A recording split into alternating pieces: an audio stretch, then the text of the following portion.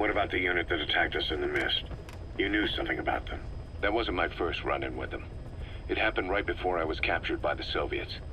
We were on the Zero line that day, the Afghan side, on our way back from training the Mujahideen at a mountain camp in Kunar province. There's a lot of that work in Afghanistan. Most PFs shy away from it because it draws too much attention. But for us, that was the whole point. The job itself went great. We just had to make it back to a tribal area in Pakistan. But all of a sudden, visibility got real bad. It was no sandstorm. Our point man gave this strange report. He said he could see skulls in the mist. Skulls? The next moment, he went silent. We scrambled into formation, right before his arms and legs came raining down on us. It was always supposed to be a dangerous mission, so I had Diamond Dog's very best with me. We were calling out to each other. But one by one, the voices just went dead. Whatever happened to me, I lost consciousness before I knew it. When I came to, I was in a Soviet camp, tied to an interrogation chair. Could they be some new Spetsnaz unit? No. The ones that interrogated me were just the average rank and file. Whatever group attacked us, the way they moved was just insane. And that mist, appearing out of nowhere. The Soviets don't have tech like that. If they did, Ocelot would have heard about it. I doubt the West does either. Otherwise, the folks at Langley would be sleeping a lot easier. Why'd they come after you? Wish I knew. I'm the only one who survived. Though I don't think they planned it that way. If I was their target, they wouldn't have just handed me over to the 40th Army. Whatever the case, we need to watch our step until we know who they really are. And boss, if you ever do run into them again, don't try to take them on. You just get the hell out of there. When I first started dealing with Zero, with Cypher, it was a somewhat parasitic relationship. Though, a mutually beneficial one. Cypher had no army of their own, so they wanted us. They wanted our strength. They approached me as a potential business partner. But they had other motives. Cypher coaxed us into Central America, into that US-Soviet proxy war, to fuel Mother Base's growth. Once we were big enough, they'd force us to join them. That was the plan. That's why they had Paz, still Zeke. Right. And if we refused, she would use Zeke to fire a nuke from Mother Base. The world would consider us a liability, and countries would unite to destroy us. We stopped the launch. And yet they still took us down, through that fake inspection they orchestrated to cover up their sabotage. That power Cypher wanted. We don't have it anymore. So why are they still after you? Is it just the fear of leaving you alive? I don't know. Was Zero really... All I know is the man I knew wouldn't want this. What do you mean? We have to consider that it might not be Zero we're dealing with. We know virtually nothing about Cypher anymore. How big they've gotten, what they want, or even who they really are. The new Mother Base started out as a test drilling rig operated by a mineral resources supplier, but their project fell through. The Seychelles government was happy to hand the place over to us. It was just scrap on stilts. So with a few dummy construction companies set up as fronts, we started renovating the half-finished rig. From the outside, it looked like the project was back on rails. Kaz, you... What? I see what you're doing. Recreating the Mother Base we had 9 years ago. Only this time. That's right. The Mother Base Cypher thought they destroyed will return from the grave to kill them. We'll prove to the world that we were the victors. And if we lose again? They can't fool us the same way twice. Now our enemies are in plain sight. And when our organization gets too big, we split it across companies. Any company that draws attention gets liquidated, and its capital is back-channeled into a new company. Most PFs are small-time operations anyway. And in this business, the minnows go bankrupt all the time. We've never aroused suspicion. Plus, we have Hewick. Hewick? Human Exploitation Company. It's a business specializing in intel gathering. Think of it as a civilian intelligence agency. Kaz, that's... Remember what they were trying to accomplish at the prison facility in Cuba? That gave me the idea. We dispatch moles into conflict zones around the world, and each sets up an intel network on site. Then they stay in place to give us stable points of contact when other nations intervene in the conflicts. Hewick's strength is that it has a cutout at each level. You get your job from one guy, then you hand it off to another. No one has direct access. It's a perfect black box. Hewick members also work their way into the superpowers intelligence agencies to make sure Diamond Dogs gets work. We have those countries by the balls. That's our deterrent when we need it. Networking? In the intelligence community? Sure, that's how we've grown this far. And when you go out on missions, intel from Hewick will be there to back you up. But despite all that, Cypher has its eyes on us. The only reason I'm not dead is that they needed to know where you were. Figured if you woke up, I'd go straight to you. That's why you made that ruckus at the Zero line. Yeah, to make their own surveillance work against them. I think it took some of the heat off Cyprus. Kaz. Then I just had to wait for you to save me. And I've gotten used to waiting. Kaz. That's not all. It was a good chance to scout the market. And with the West wanting the Soviets out of Afghanistan, their agencies are bursting at the seams with funding. Boss, let's start by building up our Afghan presence. Why put Mother Base in the Seychelles? We're at the center of the world here. We're all the way out in the Indian Ocean. Come on. Lebanon, Sri Lanka, East Timor, and Africa. From here, our reach extends to conflict zones the world over, including Afghanistan, of course. So it's prime real estate for a mercenary. Exactly. Latin America isn't as close as I'd like, but we have Amanda and her people to help in that department. And besides, the Seychelles government owes us a favor. Owes us? The Seychelles has strong ties to the east, which the West wanted to shake up. It came to a head 3 years ago, in an attempted coup. It was a force of South African mercenaries, with U.S. backing behind the scenes. They were only platoon size, but South Africa is home to some heavy PFs. Too much for the Seychelles to handle. In the end, they accepted help from the Tanzanian army, and quelled the coup. We set up the deal and handled on-site tactical instruction. That led to some training work for the Seychelles military. And when we put down a mutiny within their forces, well, we made a lot of people happy. They don't pay us. They just let us have a piece of their offshore territory on the promise we'll come running if something else happens. So we're bodyguards, too. It's a good setup. We can only take Mother Base so far here. We'll have to find somewhere else when this place starts getting big. Aren't you being a little hasty? Nothing hasty about it. You're back with us now. So, Kaz, the ship that took us from Cyprus, it used to be a whaler. Yeah, a Japanese vessel. How was the voyage? It was... stimulating. Well, she was part of a whaling fleet up until a few years ago. Her displacement isn't anything to write home about, but she can really move. She still had plenty of life left in her, but then the work dried up. Global opposition to whaling has been mounting for years. Is that right? The push to ban it has been gaining traction for a little over a decade. Individual species came under protection as the years went on. And then 2 years ago, the IWC adopted a moratorium on commercial whaling. Several countries, including Japan, fought it to the bitter end. But eventually, most whaling companies had no choice but to throw in the towel. You ever tried whale snake? Can't say that I have. When I was a kid in Japan, practically everybody ate it. That good, huh? The country was poor in those days, and whale was cheap. International opinions changed since then. In any case, that's why we were able to get a bargain price on the ship. Of course, we did end up spending 5 times the purchase price in modifications. We had to really work to fit in all the ESM and communications gear while keeping the whaler look intact. Right now, she's going around conducting SIGINT missions.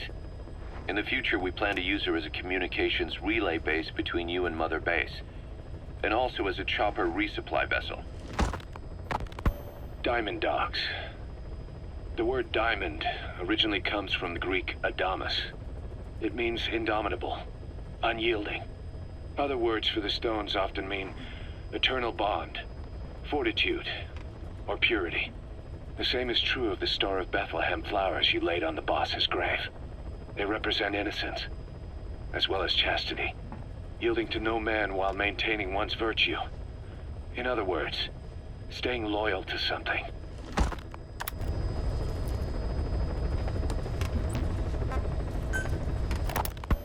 Ocelot said the number of private forces is increasing, and they modeled themselves after us. They're a far cry from the likes of us. But why? 9 years ago, we made enemies of the world as a nuclear-equipped force, independent of ideology or state. Yes. Sooner or later, the real UN would have stepped in. So why are they giving these PFs free rein? That's our fault too. What do you mean? What happened 9 years ago was a real problem for a lot of people. An organization as big as ours, with our facilities, was wiped off the map. Not an easy thing to hide. But if our existence came to light, so would the names of our clients. We had contracts all over, east and west, from superpowers to banana republics, the lot. Our clients denied all association with the likes of us. They had to make sure things didn't blow up on them. But at the same time, they missed us. They really missed us. The demand for armies for hire was as strong as ever. The international community turned a blind eye to what happened to us, despite still needing people who could do our jobs. History couldn't afford to lose us. As soon as we were gone, they needed a replacement. So private forces spread everywhere. And they're all just a phone call away. But still. I know. PFs are totally different from what we envisioned. Nation-states, revolutionaries, terrorists, they have a lot of clients, and Cypher is one of them. Cypher stays anonymous, but I know their work when I see it. In the eyes of those clients, the world's PFs are all just expendable pawns. The clients don't have to worry about losing their own men. Nobody knows they're involved, and PFs are cheap. In short, the world is chewing up soldiers and spitting them out. Even some of the old Mother Base's survivors are still working for PFs. Some guys created their own smaller forces. Others were taken on by emerging PFs. Everybody's gone their separate ways. But none of them are living their dream, because they're not fighting with you. Of course, I tried to headhunt as many of them as I could for Diamond Dogs. It was all a waste of time. They said they weren't interested without you to lead them. But now you're back. And everything's gonna change. We'll unite all private forces under you, transcending nations and economies. What is a nation? Just a patch of dirt. The bonds among us will surpass nations, and that's what'll put the world under our control. We'll establish a new kind of country, redefine the very concept of it. Even Cypher will be below us. An extraterritorial federation of military nations. The United States of Force. Once word of Big Boss's return starts traveling, that'll be our true deterrent against Cypher. In other words, no one will dare to come gunning for you. How do you figure? Cypher lacks a large-scale fighting force. PFs are the perfect tool for them. But those PFs revere you. The legendary Big Boss. If Cypher killed you now, they wouldn't take it lying down. Maybe they'd even go looking for revenge, but they definitely wouldn't keep doing Cypher's dirty work, even if it put their lives at stake. That's why it's no longer a benefit to Cypher to get rid of you. The very fact that you're alive is our greatest defense against Cypher. Nice to know. It'll buy us some time while we get back to full strength. Just keep in mind that what I'm saying is generalizing a lot. In practice, the PFs around the world don't know your face. Just declaring that you're Big Boss won't be enough to convince them. And if they see you as an enemy, they'll come at you with everything they've got. Some hero. That's why you need to bring them back to Mother Base. Show them on your terms that you really are the one and only Big Boss. Once you've proven that, they won't hesitate to join us.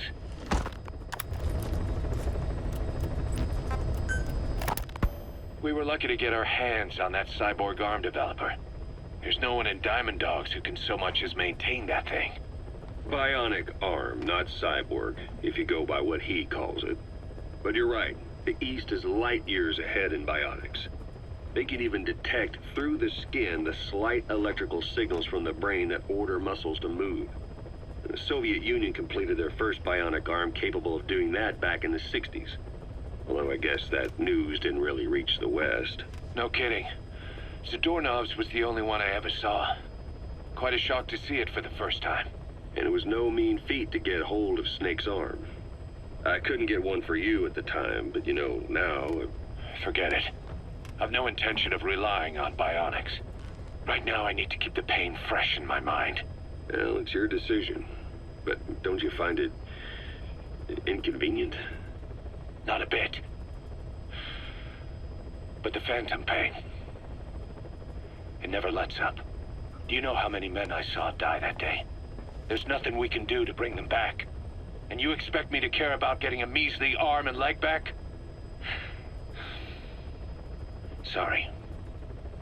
But my pain belongs to all our dead comrades. I'll keep living with it for their sake.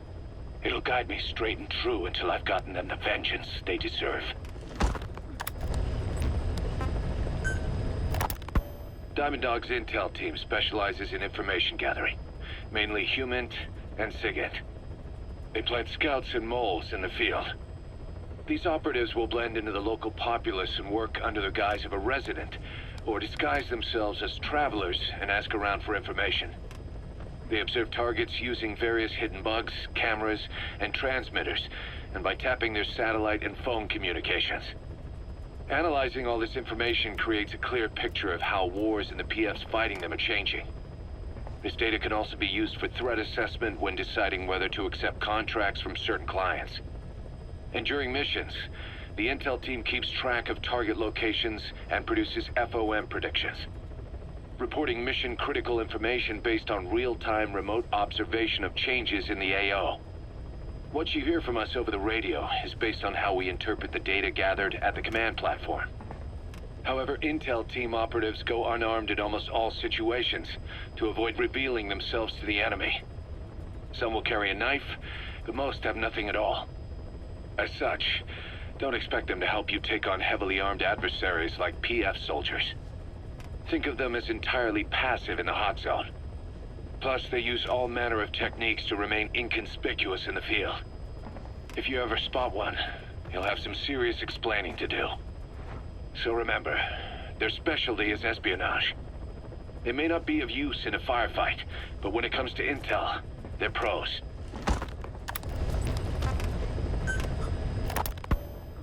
DD makes a pretty good partner, huh, boss? Too early to say. Yeah? Just seeing him come back makes me real proud. What breed is he? He's not a husky. You're right. Siberian Husky is a cross between a Spitz-type dog and a wolf. I think DD might have some wolf blood in him, too. He isn't just smart. He's also shown remarkable judgment. If he doesn't do what you want him to, he's just doing what he thinks is right in the situation. And he's steady under fire. Remember, he's no lapdog. But learn his strengths, and you'll understand each other soon enough. You'll make one hell of a team. Ocelot. Why'd you take it upon yourself to train him? Why? Yeah. When's the last time you heard a wild cat raising a dog? I have an eye for him. I knew at first glance he'd make the right partner for you. Huh. And I figured it was about time he got out into the world. So you passed him off on me? There, you see? I knew you liked him. I don't know about that yet. I still think he's trying to figure me out, too. I'll spend some more time with him. You'll see how helpful he can be. What about you?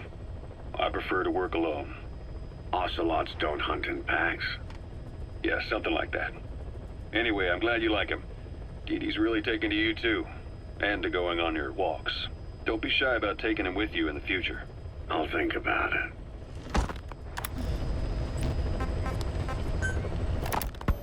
Look closely. Those are the symptoms of the infection on Mother Base. The blisters on the body were full of tiny worms. Parasite larvae, most likely. But we couldn't find any adults. It doesn't seem to mature in the body, like a spargatum. We don't know the root of infection, or what causes symptoms to develop. The infection rate, along with the number of dead, are both on the rise. If we don't find the cause, and soon... Boss, do you remember seeing these symptoms before? The bodies floating around in the oil facility, the bedridden test subjects at the Devil's House. This epidemic looks just like what we've seen on our hunt for Cypher. It could be a counterplay by Skullface. That's insane. You mean they weaponize parasites? Parasites as weapons. That definitely falls under the Biological Weapons Convention. But it's something the world would never see coming. And no one's ever developed a vaccine for parasites. So this is the weapon of mass destruction Cypher was working on in Africa. It may be. But if it is, how did the Yellow Cake and Walker Gears fit in? There must be something bigger we're not seeing. Anyway, our priority now is to prevent more casualties. The medical team is studying the infection, but we can't treat anyone until we know the root cause. All we can do right now is halt the spread of infection. Remember before, boss. When Quiet attacked one of our guys on Mother Base, stuck a knife in his mouth. He's one of the very few soldiers who've had contact with her recently. Close contact. I don't think it's a coincidence that he was among those who became symptomatic pretty early on in this epidemic. Saliva and blood spatter, an open wound, mucosal infection. Whatever is causing this got inside him then. Miller, that is a baseless accusation. The source of the infection is Quiet. Everyone suspects her. We don't know that. And we've come across these symptoms before. The bodies in the water at the oil field facility, those sick people in the beds at the Devil's House. They're identical to what we've seen while we've been after Cypher. The infection could have come from elsewhere.